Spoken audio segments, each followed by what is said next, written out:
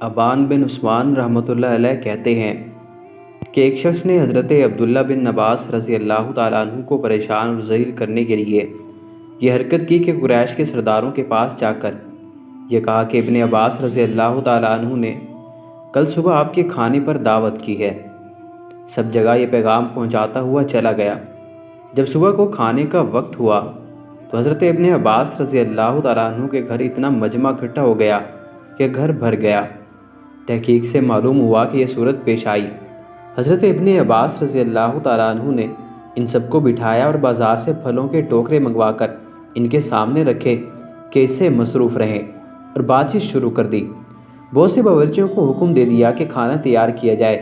اتنے میں وہ حضرات پھلوں کے کھانے سے فارغ بھی نہ ہوئے تھے کہ کھانا تیار ہو گیا۔ سب نے خوش ہو کر کھانا کھایا۔ اس کے بعد حضرت ابن عباس رضی اللہ تعالیٰ عنہ نے اپنے خزانچیوں سے پوچھا کہ اتنی گنجائش ہے کہ ہم اس دعوت کے سلسلہ کو روزانہ جاری رکھ سکیں۔ انہوں نے عرض کیا کہ اتنی گنجائش موجود ہے۔ حضرت ابن عباس رضی اللہ تعالیٰ عنہ نے فرما دیا کہ اس مجمع کو روزانہ صبح کو ہمارے ہاں دعوت ہوگی۔ حضرت ابن عباس رضی اللہ تعالیٰ عنہ فرماتے ہیں کہ جب حضور صلی اللہ علیہ وسلم کا انتقال ہوا تو میں نے ایک انصاری آدمی سے کہا کہ آج صحابہ رضی اللہ تعالیٰ عنہ بہت بڑی تعداد میں موجود ہیں، آؤ ان سے پوچھ کر قرآن و حدیث جمع کر لیں۔ انہوں نے کہا ابن عباس رضی اللہ تعالیٰ عنہ، آپ پر بڑا تعجب ہے کہ آپ یہ سمجھتے ہیں کہ حضور صلی اللہ علیہ وسلم کے اتنے بڑے صحابہ رضی اللہ تعالیٰ عنہ کے ہوتے ہوئے بھی لوگوں کو آپ کی ضرورت پڑے گی۔ انہوں نے کہا میری بات نہ مانی اور اس کے لیے تیار نہ ہوئے تو میں نے انہیں چھوڑ دیا اور حضور صلی اللہ علیہ وسلم کے صحابہ سے پوچھنے لگا، اور مجھے پتہ چلتا کہ فلاں صحابی فلاں حدیث بیان کرتے ہیں تو میں ان کے دروازے پر جاتا۔ وہ دوپہر کو آرام کر رہے ہوتے، میں ان کے دروازے پر چادر پر ٹیک لگا کر بیٹھ جاتا اور ہوا کی وجہ سے مٹی مجھے پر پڑتی رہتی۔ وہ صحابی آرام سے فارغ ہو کر باہر آتے تو مجھے دیکھتے اور کہتے حضور صلی اللہ علیہ وسلم کے چچا زاد بھائی، آپ کا کیسے آنا ہوا؟ آپ کسی کو میرے پاس بھیج دیتے، میں آپ کے پاس آ جاتا۔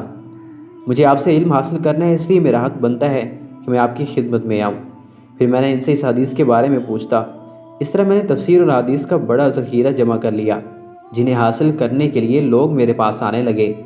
وہ انصاری بھی بہت عرصہ تک زندہ رہے اور انہوں نے دیکھا کہ ایک لوگ میرے ارد گرد جمع ہیں اور مجھ سے قرآن و حدیث کے بارے میں پوچھ رہے ہیں۔ اس پر انہوں نے کہا کہ یہ نوجوان واقعی مجھ سے زیادہ سمجھدار نکلا۔ حضرت ابن عباس رضی اللہ تعالیٰ عنہ فرماتے ہیں کہ ایک دن میں حضرت عمر بن خطاب رضی اللہ تعالیٰ عنہ کے پاس بیٹھا ہوا تھا کہ آپ رضی اللہ تعالیٰ عنہ نے اتنے زور سے سانس لیا کہ میں سمجھا کہ ان کی پسلیاں ٹوٹ گئی ہے۔ میں نے کہا اے امیر المومنین، آپ نے کسی بڑی پریشانی کی وجہ سے اتنا لمبا سانس لیا ہے؟ انہوں نے کہا ہاں، کسی بڑی پریشانی کی وجہ سے لیا ہے، اور وہ یہ ہے کہ مجھے سمجھ نہیں آ رہا کہ میں اپنے بعد یہ امر خلافت کس کے سپرد کروں گا۔ پھر میری طرف متوجہ ہو کر فرمایا شاید تم اپنے ساتھی حضرت علی رضی اللہ تعالیٰ عنہ کو اس پر امر خلافت کا اہل سمجھتے ہو۔ میں نے کہا جی ہاں، بے شک وہ اس امر خلافت کے اہل ہیں، کیونکہ وہ شروع میں مسلمان ہوئے تھے اور بڑے فضل و کمال والے ہیں۔ انہوں نے فرمایا بے شک وہ ایسے ہی ہیں جیسے تم نے کہا، لیکن وہ ایسے آدمی ہیں کہ ان میں دل لگی اور مذاق کی عادت ہے۔ پھر ان کا تذکرہ کرتے رہے اور فرمایا اس امر خلافت کی صلاحیت صرف وہ آدمی رکھتا ہے جو مضبوط ہو لیکن سخت نہ ہو، اور نرم ہو لیکن کمزور نہ ہو، اور سخی ہو لیکن فضول خرچ نہ ہو۔ حضرت ابن عباس رضی اللہ تعالیٰ عنہ فرماتے ہیں کہ یہ تمام صفات تو صرف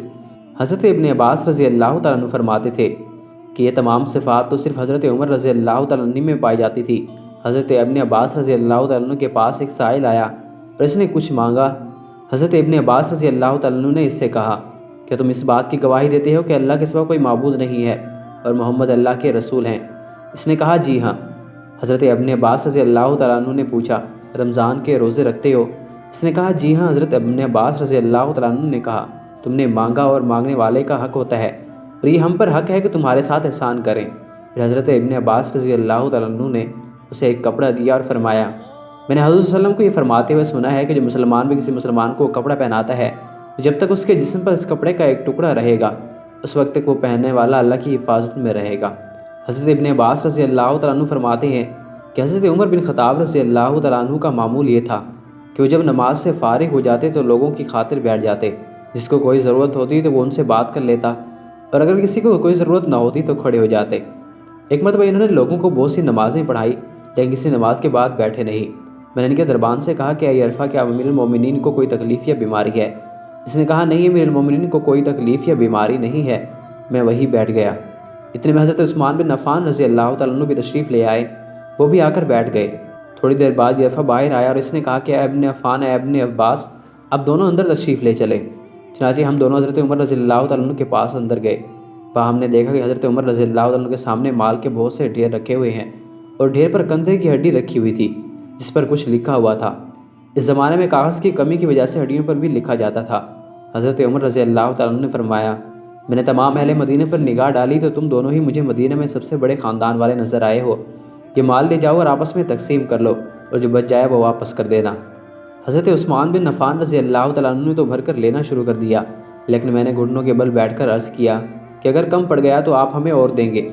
حضرت عمر رضی اللہ تعالیٰ عنہ نے فرمایا، پہاڑ کا ایک ٹکڑا ہے، یعنی اپنے باپ عباس کا بیٹا، کہ ان کی ہی طرح سمجھدار اور ہوشیار رہے۔ کیا یہ مال اس وقت اللہ کے پاس نہیں تھا جب حضرت محمد صلی اللہ علیہ وسلم ان کے صحابہ رضی اللہ تعالیٰ عنہ فقر و فاقہ کی وجہ سے کھال کھایا کرتے تھے؟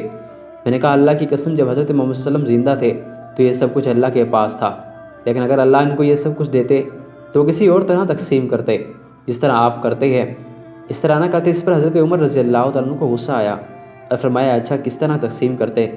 میں نے کہا، خود بھی کھاتے اور ہمیں بھی کھلاتے۔